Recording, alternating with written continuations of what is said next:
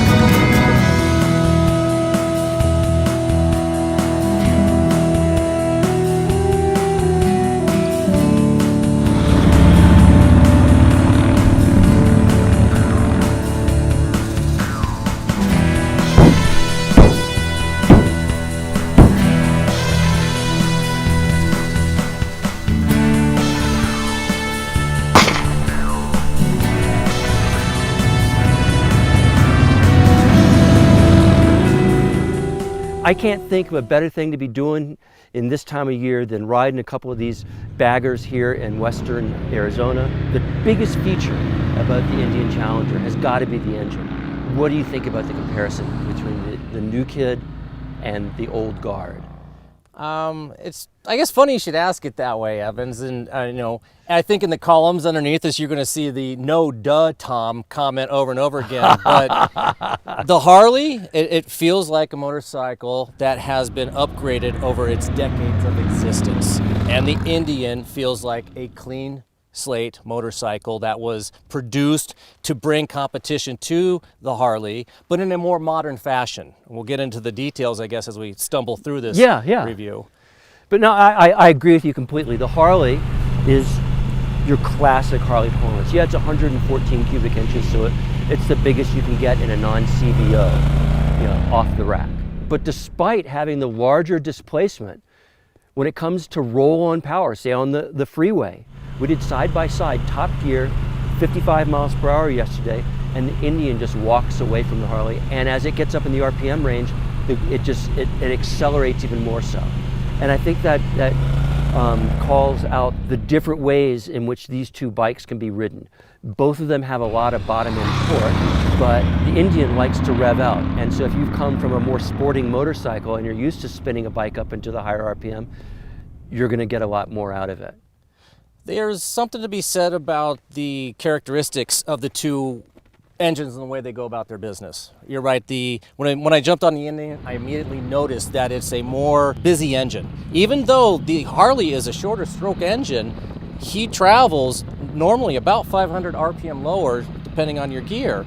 And I did appreciate those characteristics in the Harley in that you get on it and the engine's not present. You hear the twin sound, you feel it, vibrating a little bit, but it just kind of goes about its business, where the Indian is a little bit more like, hey, I'm working really hard for you.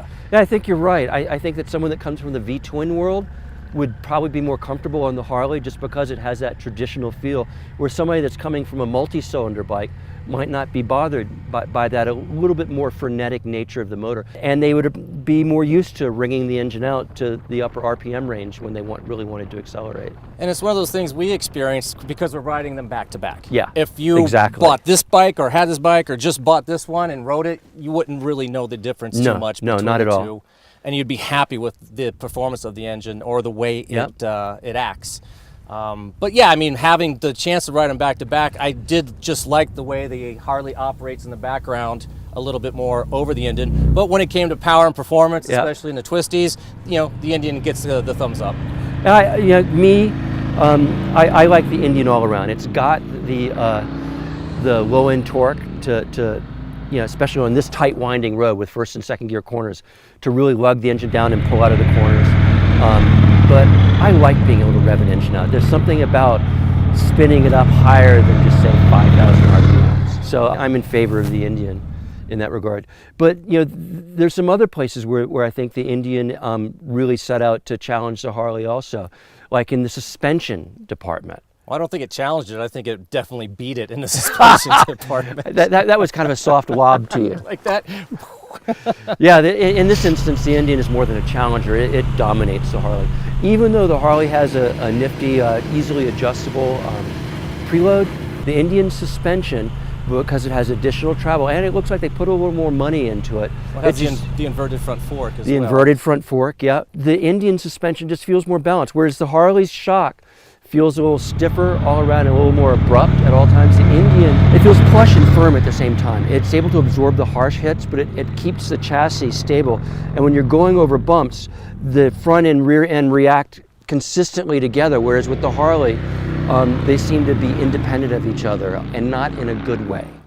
Yeah, I don't think the Harley suspension engineers came out here to Route 66 and rode it over roads like this. They might have had something a little smoother to test it on, where the Indian guys seem to put in a little bit more effort on balancing their suspension. Yeah, I was thinking last night on the highway section as we were rolling into Laughlin that, this rear suspension on the Harley isn't that bad, but then I thought, the road is super smooth. This is pristine interstate pavement. Then we got on this road again today, and I was reminded of the harshness. One place where you'd think that they would be almost identical is in the brakes. Both bikes have 320 millimeter discs. Both bikes have calipers manufactured by Brembo, although the Indian says Brembo, which gives you a little street cred. Both bikes have ABS. Both have IMUs, so that the ABS can be tuned towards lean angle, acceleration, all of that type of stuff. And it's really good to see sport bike technology trickle down to cruisers. And there really are some valid applications for it. It's not just for riding super quick. And you're wondering, why would they do that? Well, traction is limited in wet weather and stuff like that. And you can encounter stuff like that on a mountain road, come around a corner and find water running across the road or something like that. And so this is really interesting to see them applying this high technology. You want to say something? No, I thought about it out here because on this stretch of road you have a lot of tourists, and they're not all of them are on two wheels. Some of them are four, and I've been watching here as we're setting up cameras. Some of them are going over the double yellows into this blind left-hand corner. And as a motorcyclist coming through, again, if you're kind of keeled over and you've got lean sensitive ABS, I mean, you can just wind on those brakes. You can be a lot more aggressive. Yeah. Yes, so I was thinking about that on the ride up. I'm like, that's a really cool technology. Again, it just a handful of years ago, it was cutting edge on sport bikes, but here we have it on a couple of baggers. And I think, the evolution of the motorcycle, that's fantastic. Good old Bosch IMU. For people that say Indian wasn't looking at the Harley Road Glide when they built the Challenger, I point to the fairings on both of them. They both have shark, type fairings with gills on either side of the headlight. It's a very similar shape. They're both frame mounted. They clearly had their target set on the Road Glide, and that's because it sells really well. Baggers sell really well in the American V-twin market. I think it's smart that Indian went with the Challenger as a bagger as opposed to full dress tourer. Because I think that's more where the market is right now. And they've really done some things to directly address maybe not shortcomings of the Road Glide, but more just things that it doesn't offer, like the adjustable windscreen. Electronic adjustable windscreen. You're always a little bit leery of gimmicky technology, and I was. But I started on the Harley, we swapped, got on the Indian, and sure enough, you bring this up, the little bit of adjustment that it has, a few inches, and it creates this nice little pocket. It calms down the wind noise. It allows the stereo to come through better. So out on the higher freeway speeds, I mean, it's a blessing. And then you get into some small little town like Oatman here, where it's 80 degrees, you bring it down, let the wind flow come through. I mean, superb. The Harley's does fine in a general application, but without it, I mean, it has the little kind of vent up here that helps, you know, with the It helps flow. a little with the buffeting, It and does. you can close it at night when the temperatures drop. Yep. Yeah. But it's nothing in comparison, because we're talking basically the same price range here. So for the same price of motorcycle, this technology is, I mean, worth its, what, $400 more? I think? Yeah, that Tom's got a good point. Both of these bikes are $28,000. The Harley is $28,500, and the Indian is $28,800. And so that's, you know, really a small difference in them. But what you get for your additional $300 is you get the adjustable windscreen, a superior suspension. I think we both believe the stereo is a little bit better.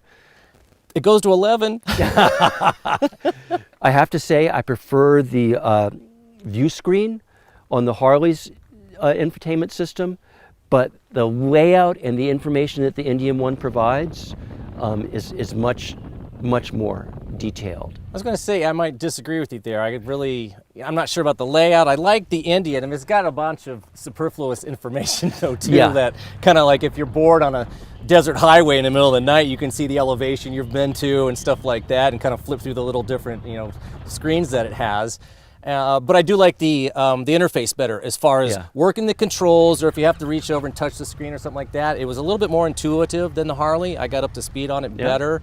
And then just little functions like if your music's blasting and you come to a stop, you can pause it really quick. I could not find that operation on the Harley. You have to kind of basically, you know, decrease the volume the whole way. So, and there were other, you know, specifics. If that is available, it's not easy to find, off the rack. But then I could not find my playlist through the Indian interface. Harley, no problem. This was driving Tom crazy for the better part of an hour. Every time we stopped, he said, I can't find my playlist.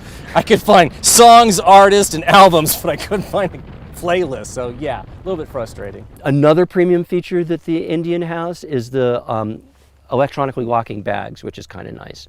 The Harley, you have to use the key. Let's talk about long distance riding, because we spent the full day in the saddle yesterday, and we've got at least a 4.5-hour ride home tonight when we're done shooting photos and video. I found the Indian seat, not only was it roomier, but it was more comfortable, and at the same time offered better back support. Whereas the Harley seat, if you have the right shaped bucket for the bucket seat that the Harley offers, I'm sure it'll be awesome. But for me, I got a little uncomfortable after an hour or so. Yeah, I agree there. I like the seat, especially after a few hours, that lower back support really kind of came in handy. And the bars though, the bend of bars on the Harley is just a little bit more natural fitting for this type of motorcycle. They both, I mean, the Indians has a big drawback bar. It's a big tiller type of bar. Right, but the more buckhorn design of the Harley is just a little bit more, comfortable for a bagger. I agree with that. So which is the best? I'm going to weasel for a minute, and then we're going to get into our opinions. First, as Tom said earlier, if you're just riding either one of these, you're really going to like it. They're both really nice, really well-made bikes. The Harley has refined this bike to a high sheen, and it's really impressive, and I would not hesitate to jump on a several-day trip on the Road Glide. The same with the Indian. It's a different riding experience, but it's comfortable, it's sporty, you can do all kinds of stuff with it. That said, if I had to choose between these two bikes, and that's my job, I'm going to go with the Indian. And the reason I'm going to go with the Indian is engine performance. That is really important to me. I like the higher RPM. I like the adjustability of the windscreen so I can tune the airflow over my body. I like the interface for long travel and using the GPS, although I will say the Harley was the only GPS that wasn't sending us on a 13-mile dirt road to get here today. So that's just a quick aside. But back to the Indian, that would be my choice. And I'm been having a lot of fun, and I'm glad I've got my stuff packed on it, because at the end of the day, that means that's what I'm riding home. Tom, how about you? So the electronic windscreen and the suspension out of the box, the way they two are, would probably compel me to purchase the Indian. over the Harley. But if you are more of a Harley aficionado, for the $400 price difference, you could probably upgrade the suspension on the Harley and it would be, you know, comparable to the Indian. That leaves, you know, a windscreen and a little bit of the interface on the electronics, and that's, you know, kind of here or there. And subjectively, I mean, when we came out, I'm probably still a little bit more attracted to the look of the Harley. The Indian grew on me after, you know, the couple of days. You know, a little bit more classic Harley, a little bit more modern interpretation, Yes. kind of like Yeah. just the bike in general. So Yeah, the Indian is a modern interpretation of the Road Glide. Yeah. The Challenger, that's what it seems like. And that's not the fault of it. That's to say imitation is the sincerest form of flattery. And they got to look at what makes it tick, like a racer following his adversary for a few laps and finding out where he's strong and weak and making the move. I think Indian has made the move on the Harley, and it's going to be interesting to watch how sales go. Once again, as always, for the full story, go to motorcycle.com, read the text, look at the pictures. We've got full specs there. You'll get all the information that we have to offer. If you like this video, click like. If you didn't like it, tell us why, and we will try harder.